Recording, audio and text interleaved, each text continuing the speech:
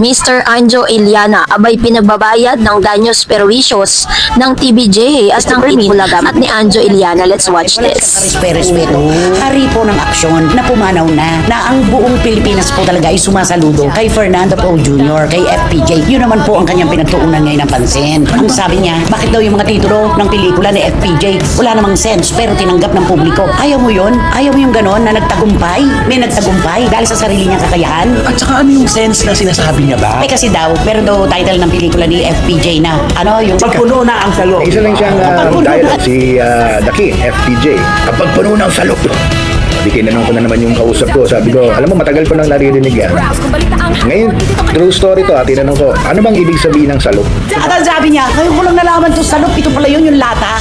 Anjo. Magbigay ng pahayag tungkol dun sa sinabi ng kumari ko, si Christopher Min, na sinisiraan ko daw si FPJ. Unang-una, mahal ko si FPJ at meron kaming pinagsamahan ni FPJ. Kaibigan ko siya. Pangalawa, ang narrative po ng aking kinikwento tungkol kay FPJ is yung dialogue. Yung dialogue po na ano yung dialogue na yun na marami ka pang kakainin bigas. Yun. Yung dialogue na yun. Ngayon, ang pinipilit ni Maring Christie is yung narrative na sinisiraan ko daw si FPJ. Sa maganda nun, kayo na pong maghusga, kayo na po ang manood, pipin ko yung sinabi kong tungkol dun sa dialogue ni FPJ at kayo na po maghusga kung binabastos ko ba si FPJ o hindi. Kasi ako mahal ko si FPJ. Dapat nga hindi pinag-uusapan to dahil bilang paggalang na. Inuulit ko ang aking kinuwento is yung dialogue. Ang pinag-uusapan ko yung dialogue tungkol sa marami ka pang kakainin bigas. Kaya panoorin nyo, ipipin ko to. Thank you at happy Sunday sa inyong lahat. Dahil po sa mga naging statement ni Manay Christopher Min ay agaran pong sinagot ni Mr. Anjo Iliana sa pamamagitan ng kanyang TikTok account ang mga aligasyon at lahat ng mga statement patungkol sa kay FPJ na isa sa mga legendary actors and directors po ng Philippine showbiz industry. Pinaalala din ni Manay Christopher Min kung ano-ano po yung mga kaso na nag-aantay dito po kay Mr. Anjo. Let's watch this. Kaso po tulad ng paulit-ulit namin kinukwento sa inyo, cyber libel, defamation at slander. At ito po ay hiwa-hiwalay na kaso na isasampa po ng Tito Vic and Joey ng Hit Bulaga ni Jose Manalo at hindi ko alam kung sino pa yung nasusunod.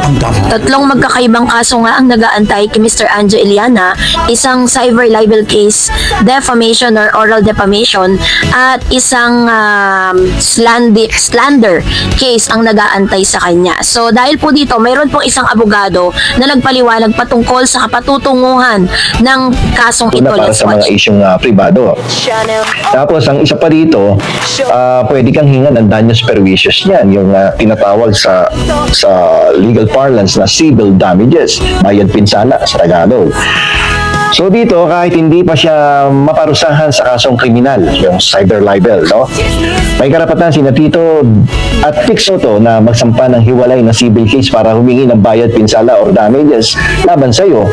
Ang hirap nito, wala kang trabaho, wala kang pinagkakitaan, no?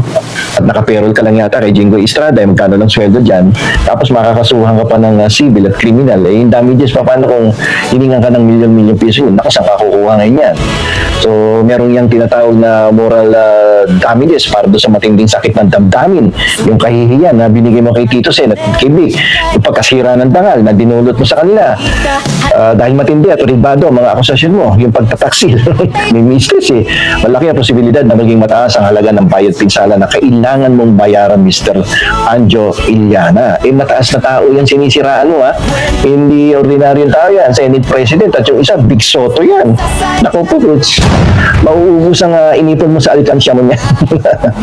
Alam mo kasi, Anjo, may limitation ng freedom of speech. No? Ang depensa ng freedom of speech ay hindi sumasakop sa mga akusasyon na peke at tungkol sa pribadong buhay ng isang opisyal, lalo na sa isang incumbent Senate President at isang successful business. According to Attorney Bueno, ay nanganganib itong si Mr.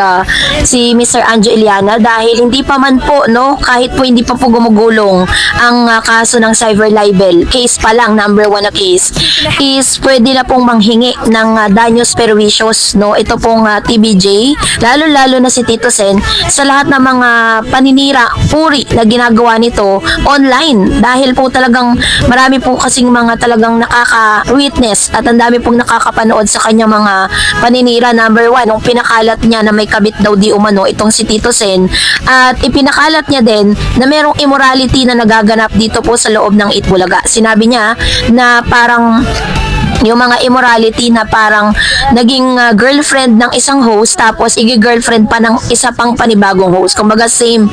Parang sinasabi niya na ito yung mga kaganapan sa loob nito. So dahil dyan, kaya naman pala, no, kung mapapansin po ninyo, is kaya naman pala itong si Mr. Anjo Iliana ay panay ang live dito po sa kanyang TikTok dahil kailangan niya pong mag-garner ng napakaraming or napakalaking halaga kung sakasakaling singilin siya ng danyos perjuicios.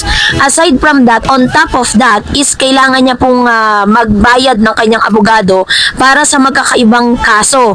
Isang oral defamation, cyber libel case, at slander na isinampa sa kanya ng TBJ at ng Itbulaga Management. Bukod pa rito, hiwalay pa rito ang kaso na isinampa ni Mr. Jose Manalo matapos na maglabas ng ilang mga paninira rin, no, na statement itong si Mr. Anjo Iliana.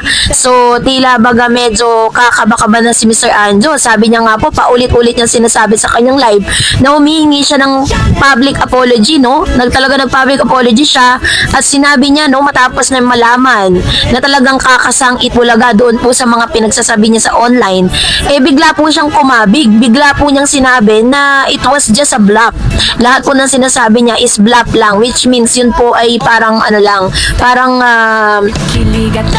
ano lang siya, invento niya lang, ganun. Para lang makot niya yung attention ng kanyang mga manonood or ng mga mapapansin kasi natin or siya mismo napapansin niya na kapag showbiz at TBJ, Itbulaga ang kanyang mga binibira online, talagang sobrang dami niyang viewers. Pag naman nag-iiba siya ng topic, pag about the government, bigla naman bumabagsak yung kanyang mga viewers. Kaya, syempre, better yet, dun siya sa kung ano yung trending at gusto at interest ng tao. Pero, yun nga lang, hindi po maganda yung naging effect nito dun sa mga taong sinisiraan niya. Kaya naman medyo tagilid ngayon si Mr. Anjo Iliana. And that's it for today. For more videos and updates, please don't forget to like and subscribe. And please don't forget to follow my Facebook page, DarEds TV and DarEds channel.